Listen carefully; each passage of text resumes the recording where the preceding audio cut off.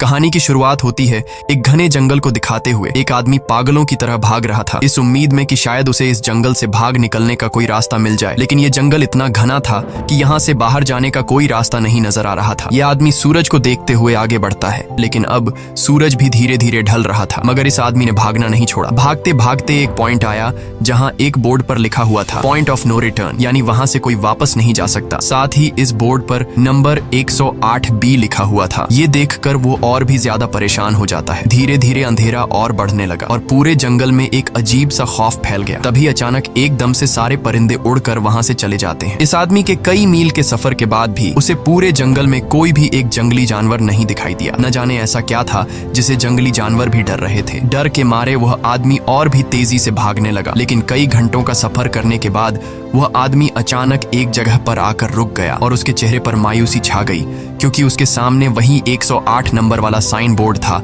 जिस पर लिखा हुआ था पॉइंट ऑफ नो रिटर्न। अब आदमी को समझ आया कि चाहे मैं जितना भी भागूं पर इस जंगल से निकल नहीं सकता, इसलिए अब वो वहां छुपने की जगह ढूंढने लगा। लेकिन वहां उसे छुपने के लिए कोई सेफ जगह नहीं मिली, इसीलिए अब वो पेड़ के ऊपर चढ़ जाता है। पर तभी उस पेड़ की टहनी टूट गई, जिससे वो आदमी काफी ऊंचाई से नीचे जमीन पर आ गिरा। पेड़ से गिरने के बाद वो बहुत ज्यादा जख्मी हो चुका था। उसे काफी गहरी चोटें आई। इससे पहले कि वो बेहोश हो जाता तभी अचानक जमीन हिलने लगी और अजीब सी गुर्राने की आवाजें आने लगी। वो आवाजें सुनकर आदमी के गले में सांसें अटक गईं। तभी अचानक कोई उसे खींच कर ले गया। खींचने वाला कौन था ये नहीं दिखाया गया, लेकिन हमें उस आदमी की दर्द भरी चीखें सुनाई दी गई। इस इंसिडेंट के 6 दिन बाद हमें शहर में मीना नाम की एक लड़की को दिखाया जाता है जो एक बर्ड शॉप में काम करती है। तभी उसका बॉस आता है और मीना को एक गोल्डन पैरट को शहर से दूर एक जू में डिलीवर करने का ऑर्डर देता है। मीना बॉस की बात को मानते हुए अब उस पैरट को डिलीवर करने जाती है। मीना गाड़ी में बैठकर अपने मोबाइल में उस जू का लोकेशन सेट कर लेती है और अपने सफर पर निकल पड़ती है। शहर से बाहर निकलने के बाद वो एक बोर्ड पर बहुत सारे लोगों के मिसिंग फोटोज देखती है, यानी वहाँ पर कई सारे लोग गायब हो चुके थे। लेकिन मीना उन पर ज्यादा ध्यान नहीं देती और आगे बढ़ने लगती है। आगे बढ़ते दौरान मीना शॉर्टकट लेते हुए जंगल के रास्ते से गुजरती है ताकि वो जल्दी से इस पैरट को जू तक डिलीवर कर दें, और वो पहुंच गई जंगल के बीचों बीच। ये वही जगह है जहाँ हम पहले एक आदमी को गायब होते देख चुके हैं। वहाँ आकर मीना बुरी तरह से फंस चुकी थी। वो अपने मोबाइल पर मैप देखती है, लेकिन वहाँ मोबाइल के सिग्नल नहीं आ रहे थे और उसके कार का रेडियो भी काम नहीं कर रहा था। मीना अब वहाँ से वापस निकलने लगी, लेकिन अब उसे वहाँ से बाहर निकलने का रास्ता समझ नहीं आ रहा था। थोड़ी देर बाद मीना की गाड़ी भी खराब हो गई। मीना गाड़ी से बाहर निकलती है और उसे सामने लगा हुआ वही पॉइंट ऑफ नो रिटर्न वाला बोर्ड दिखाई देता है। मीना को कुछ समझ नहीं आता, इसीलिए वो पैरट के पिंजरे को हाथ में लेकर आसपास मदद ढूंढने आगे चली जाती है, लेकिन वहाँ आसपास किसी भी मदद का नामो निशान तक नहीं था। उसके बाद वो वापस उस जगह पर लौट आती है जहाँ उसने अपनी गाड़ी खड़ी की थी, लेकिन वहाँ से उसकी गाड़ी गायब हो चुकी थी। ये देखकर वो बहुत ज्यादा परेशान हुई। उसे लगा कि शायद वो उस जगह पर नहीं आई है जहाँ उसकी गाड़ी खड़ी थी, बल्कि ये किसी दूसरी जगह पर आ गई है और उसकी गाड़ी कहीं दूसरी जगह में खड़ी है, क्योंकि इस जंगल का हर एक पॉइंट एक ही जैसा दिखाई दे रहा था। अब अंधेरा भी गहरा होता जा रहा था। एकदम से पहले की तरह ही सभी परिंदे इन पेड़ों से उड़ जाते हैं। मीना को अब डर लगने लगा था, क्योंकि जमीन भी जोर जोर से हिल रही थी। मीना को वहाँ आसपास किसी के होने का एहसास होता है। तभी अचानक मीना को दूर किसी का साया नजर आया। मीना भागते हुए उसके पीछे आई, पर उसे वहाँ कोई भी नहीं मिला। तभी अचानक मीना को एक बूढ़ी औरत भागते हुए दिखाई दी। मीना भी दौड़कर उसका पीछा करने लगी। वो उससे मदद मांग रही थी, लेकिन वो औरत रुकती नहीं, तेजी से भागती रहती है। एक बार फिर मीना इस बूढ़ी औरत का पीछा करती है। अचानक वो बूढ़ी औरत फिर से गायब हो गई। मीना जब उसे ढूंढते हुए और आगे बढ़ी तो उसे दूर जंगल में एक बड़ा सा कमरा दिखाई दिया। वो बूढ़ी औरत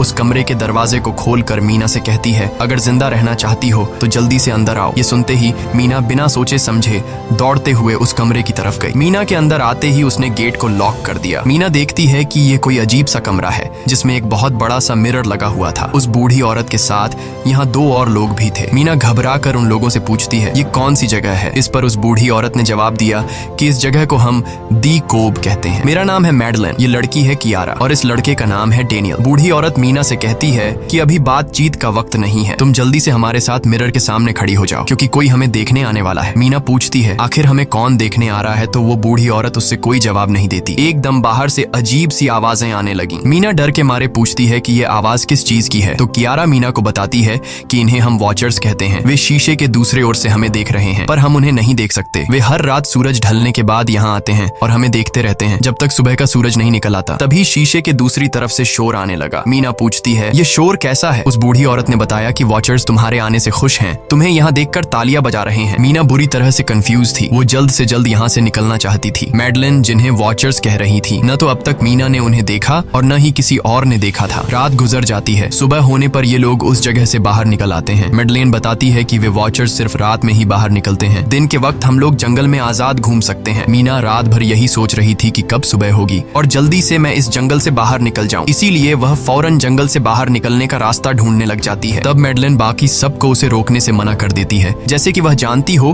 कि मीना इस जंगल से बाहर नहीं निकल सकती और वह जरूर वापस आएगी। बस मीना को जाते हुए मैडलिन बताती है कि तुम्हारा यह फैसला अच्छा नहीं है, इस जंगल से बाहर निकलने का कोई रास्ता नहीं है। रात होने से पहले हमें इस घर में वापस आना पड़ता है, अगर तुम लेट हो गई तो तुम अपनी जान से हाथ धो बैठोगी। मीना किसी की बात नहीं सुनती और अपने पैरट को लेते हुए तेजी से आगे बढ़ती है। थोड़ा सा आगे बढ़ने पर उसे वहीं पॉइंट ऑफ नो रिटर्न वाला साइन दिखाई देता है। उसे देखकर वो घबरा तो गई, लेकिन उसने हिम्मत नहीं हारी और सूरज को देखकर सूरज की डायरेक्शन में आगे बढ़ती रही, पर जंगल से निकलने में कामयाब नहीं हो सकी। आगे चलकर रास्ता ही खत्म हो गया। मीना ने देखा कि वो एक पहाड़ के टॉप पर खड़ी है, जहाँ से आगे दूर दूर तक जंगल के सिवा कुछ भी नहीं था, इसीलिए वो मायूस होकर नीचे बैठ जाती है। तभी अचानक उसके कंधे पर किसी ने हाथ रखा, वो डर गई और जब उसने पीछे मुड़कर देखा तो वो बूढ़ी औरत मैडलिन थी। यहाँ मैडलिन उसे हौसला देती है और कहती है कि सिर्फ तुम ही नहीं जिसने यहाँ से निकलने की कोशिश की और हार गई, हम भी तुम्हारी तरह ही हार कर यहाँ रुके हैं। यहाँ से बाहर निकलने का कोई रास्ता नहीं, चलो मैं तुम्हें कुछ दिखाती हूँ। मैडलिन मीना को जंगल की तरफ लेकर जाती है। मैडलिन मीना से कहती है, ये जंगल एक शिकारी है और हम सब उसका शिकार, अगर जिंदा रहना चाहती हो तो हमारे साथ ही रहो। मैडलिन उसे पॉइंट ऑफ नो रिटर्न वाले काफी सारे साइन बोर्ड दिखाती है, जो कि जंगल के चारों तरफ गोल घेरे में लगे थे और उनके बीच में था उनका कमरा। मैडलिन बताती है कि यह हमारे घर से आधे दिन के फासले पर लगे हैं, अगर इसे आगे गई तो वापस लौटना मुश्किल हो जाएगा, इसलिए कभी भी यह तुम्हें नजर आए तो तुम इन्हें इग्नोर मत करना। मीना पूछती है, ये सब किसने बनाया? तो वो जवाब देती है, ये एक प्रोफेसर ने बनाया है, लेकिन अब तक उसे किसी ने देखा नहीं है। अब रात हो जाती है, ये लोग वापस उस घर के अंदर आ जाते हैं। हर रात वॉचर्स उन्हें देखने के लिए आते थे। आज कियारा नामी लड़की उनके सामने डांस करती है और कहती है ये सब उन्हें पसंद है। ऐसा नहीं था कि इन चारों को हर रात वॉचर्स के सामने खड़ा ही रहना पड़ता था, ये लोग जो चाहते वह कर सकते थे, बस ये लोग उनकी तरफ अपनी कमर नहीं कर सकते थे। ऐसा करने पर वो लोग बहुत ज्यादा गुस्सा हो जाते थे। रात में तो उन्हें सिर्फ वॉचर्स का मसला था, लेकिन दिन में भी उन्हें बहुत मुश्किलों का सामना करना पड़ता था। ये लोग जंगल से हर रोज अपना पेट भरने के लिए कुछ न कुछ शिकार करके लाते थे,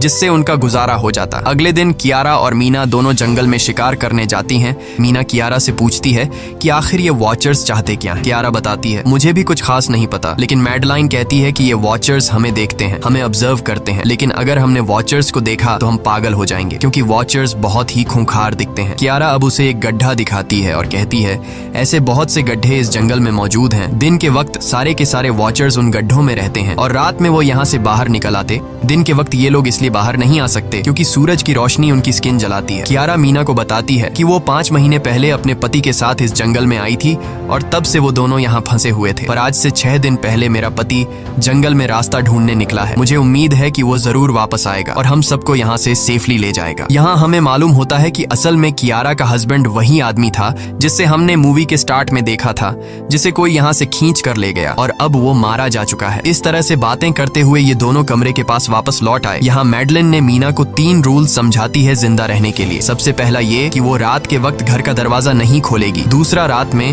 वो आईने की तरफ अपनी कमर नहीं करेगी, और तीसरा ये कि दिन के वक्त वो उन गड्ढों के पास नहीं जाएगी और जितना हो सके रोशनी में रहेगी। जब तक तुम इन रूल्स को फॉलो करोगी तब तक तुम जिंदा रहोगी। लेकिन मीना को मैडलाइन की बातों पर बिल्कुल भी भरोसा नहीं होता। अब उस रात मीना इन वॉचर्स के बारे में जानना चाहती थी, इसीलिए वो शीशे के साथ कान लगाकर आवाजें सुनने की कोशिश करती है। जब उसे कुछ सुनाई नहीं देता तो मीना को मैडलिन की बताई गई वॉचर्स की बातें फेक लगने लगती हैं, इसलिए वह रूल्स को तोड़ते हुए अपनी कमर को शीशे की तरफ करके सो जाती है और ऐसा करने पर इन वॉचर्स को गुस्सा चढ़ जाता है। वो लोग जोर जोर से उस शीशे को मारने लग जाते हैं। शोर से मैडलाइन भी उठ जाती है और वह जल्दी से मीना को शीशे की तरफ खड़े रहने को कहती है और तब जाकर वो वॉचर्स का गुस्सा शांत होता है। यानी जब इंसान वॉचर्स को अपनी पीठ दिखाते हैं तो वह उसे खुद की इंसल्ट मानने लगते हैं। ये रात भी गुजर जाती है और अगले दिन मीना डेनियल के साथ शिकार पर निकलती है। वो डेनियल से पूछती है, क्या आज तक तुमने किसी वॉचर को देखा है? जिस पर डेनियल ने जवाब दिया कि मैंने भी आज तक वॉचर्स को नहीं देखा और जो भी वॉचर्स को देखता है वो जिंदा नहीं बच पाता। तब मीना डेनियल को समझाती है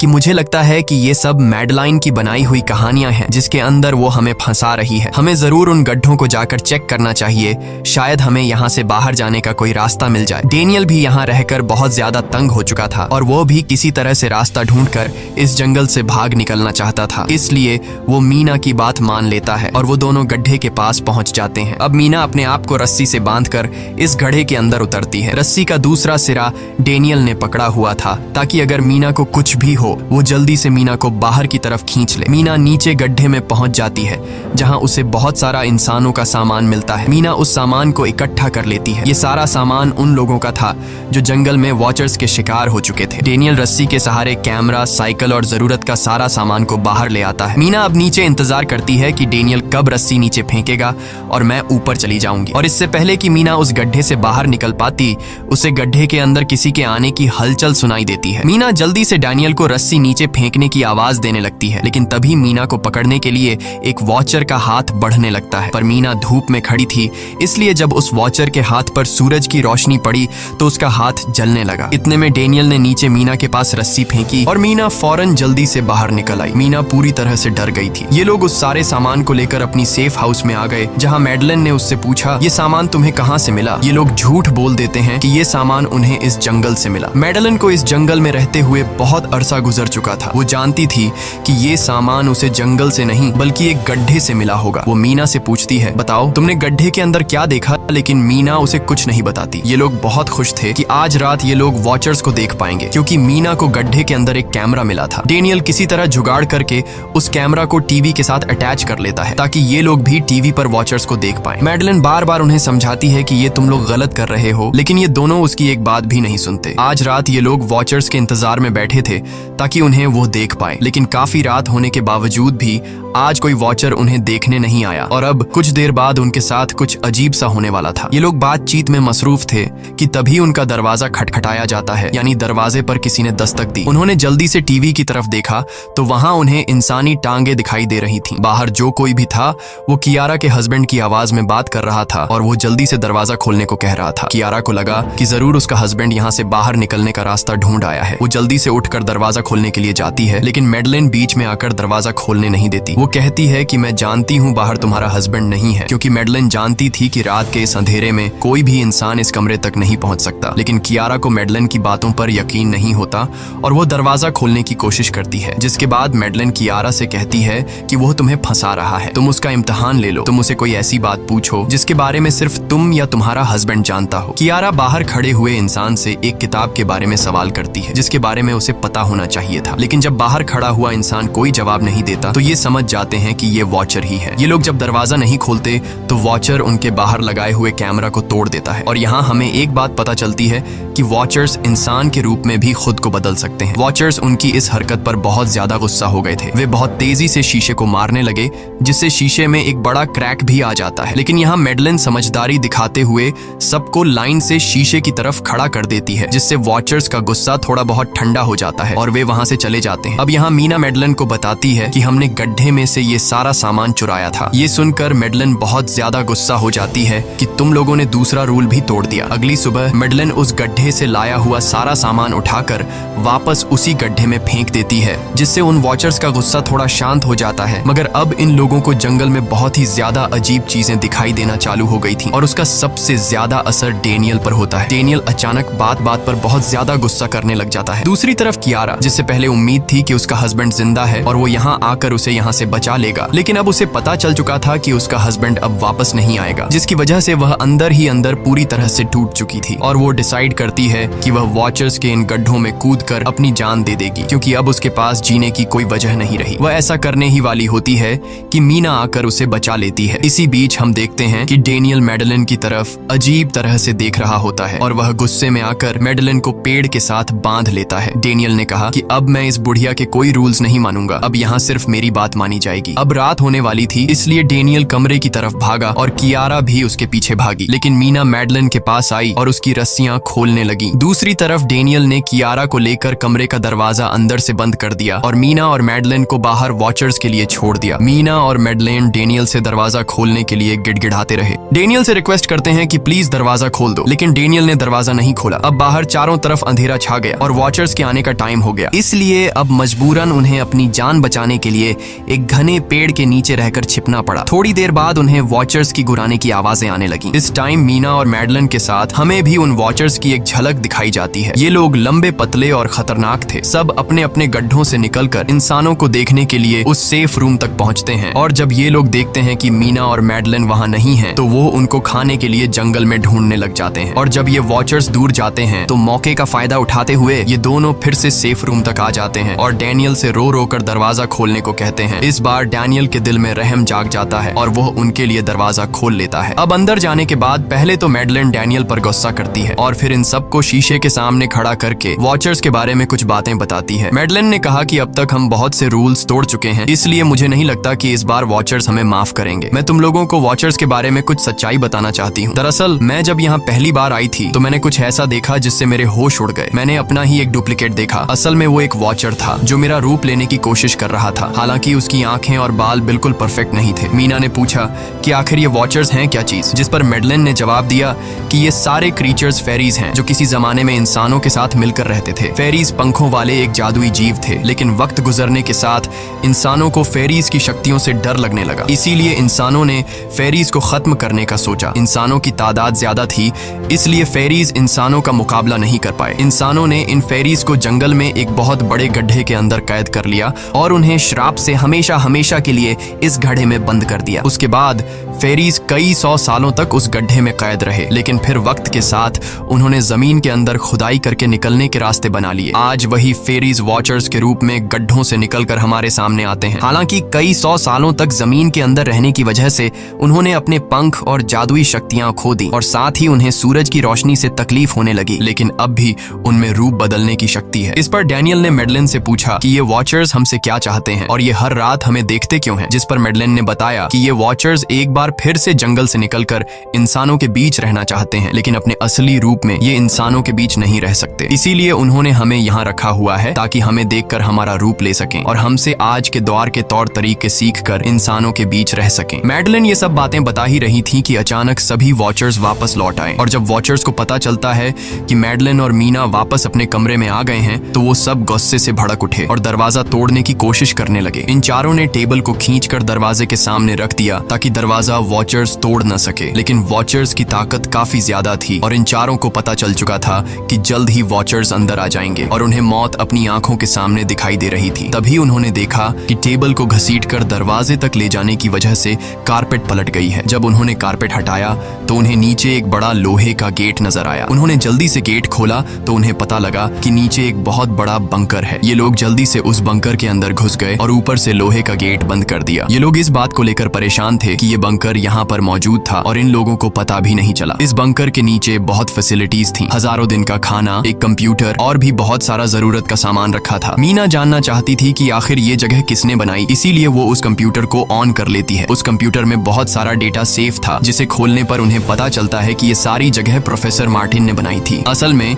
प्रोफेसर को इन क्रीचर्स के बारे में पता था। वो इन वॉचर्स पर रिसर्च करना चाहता था, इसीलिए उसने ये बंकर बनाया था। पैसों का लालच देकर वो दूसरे इंसानों को काम के लिए यहाँ लेकर आता था और रात के वक्त मजदूरों को ऊपर कमरे में छोड़कर खुद यहाँ आकर छुप जाता था और वो वॉचर्स फिर उन इंसानों को खा जाया करते थे। अगली वीडियो में डॉक्टर मार्टिन बताते हैं कि उनकी रिसर्च के दौरान उन्हें एक सबसे अलग फेरी मिली जो रोशनी में भी उन गड्ढों से बाहर आ सकती थी। डॉक्टर बताता है कि उस वॉचर ने एक बच्ची का बिल्कुल परफेक्ट रूप ले लिया था जिसे कोई पहचान नहीं सकता था। वो बहुत अच्छी थी, उसने डॉक्टर मार्टिन को मारा नहीं। डॉक्टर मार्टिन उसे यहाँ ले आया। तभी प्रोफेसर ने कैमरा को दूसरी तरफ मोड़ा। तब उन्होंने देखा कि प्रोफेसर ने उस छोटी सी बच्ची के रूप में आए वो क्रीचर को पिंजरे में कैद कर लिया है। पता नहीं डॉक्टर उसके साथ कौन सा एक्सपेरिमेंट करने वाला था। उस कंप्यूटर में बहुत सी वीडियोस थी और हर वीडियो में कुछ न कुछ बताया हुआ था। मीना बस ये जानना चाहती थी कि आखिर में क्या हुआ, इसीलिए वो सबसे आखिरी वीडियो प्ले करती है जिसमें वह देखती है कि प्रोफेसर खुद को और उस फेरी को मारने वाले हैं। मरने से पहले वह इस जंगल में फंसे हुए लोगों के लिए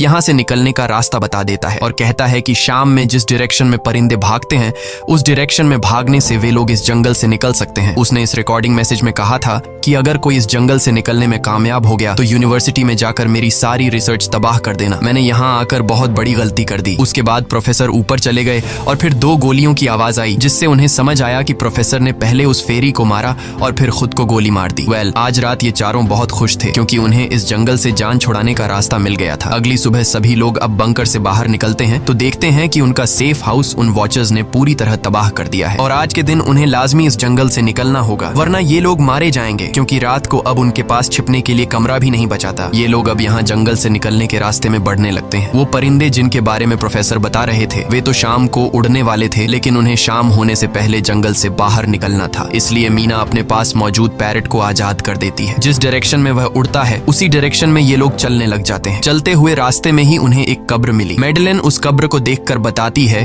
कि एक वक्त था जब ये लोग इंसानों के साथ रहते थे, लेकिन इंसानों ने उनके साथ बहुत बुरा किया, धोखा किया और उन्हें यहाँ जंगलों में फंसाकर खुद चले गए। कई घंटे सफर करने के बाद ये लोग एक नदी के पास पहुंच गए। वहाँ उन्हें प्रोफेसर का एक बोट मिला, जिसको देखकर ये लोग बहुत खुश हुए, लेकिन उनकी खुशी अब कुछ ही देर की मेहमान थी क्योंकि अब अंधेरा हो चुका था और वॉचर्स के आने का वक्त हो गया था। उससे पहले कि ये लोग डॉक्टर मार्टिन की बोट में बैठकर यहाँ से दूर चले जाते, तभी उन्हें पीछे से किसी की आवाज आई। जब उन्होंने पीछे मुड़कर देखा तो वो कियारा का हस्बैंड था जो मदद के लिए चिल्ला रहा था। वो बहुत ही जख्मी हालत में था। बाकी सब बोट में बैठ चुके थे, इसलिए डेनियल अकेला उसकी मदद के लिए गया। डेनियल कियारा के हस्बैंड को खींचकर बोट की तरफ लाने लगा, लेकिन तभी ये लोग बोट से देखते हैं कि डेनियल जिसकी मदद करने गया वह कोई इंसान नहीं बल्कि एक वॉचर है, जिसने उनके सामने ही डेनियल का रूप ले लिया। वो लोग कुछ भी नहीं कर पा रहे थे। अब उस वॉचर ने डेनियल को मार दिया। उन्हें इस बात का पता था कि वॉचर्स इस नदी को पार नहीं कर सकते हैं और फाइनली ये लोग खुद इस नदी को पार करके शहर तक पहुंच जाते हैं। और कहानी में असल ट्विस्ट इसके बाद आया। शहर पहुंचने के बाद ये तीनों अलग अलग रास्तों पर चले गए और कुछ दिनों बाद अब मीना जल्दी से डॉक्टर मार्टिन के कहने के मुताबिक उनके यूनिवर्सिटी में उनका सारा डेटा खत्म करने के लिए आई। उससे पहले कि वह उनका रिसर्च डेटा डिलीट कर देती, तभी उससे वहां एक टेप रिकॉर्डर मिला और उस टेप रिकॉर्डर से मीना को एक नया राज मालूम हुआ। जब हजारों साल पहले इंसान और फेरीज एक साथ रहते थे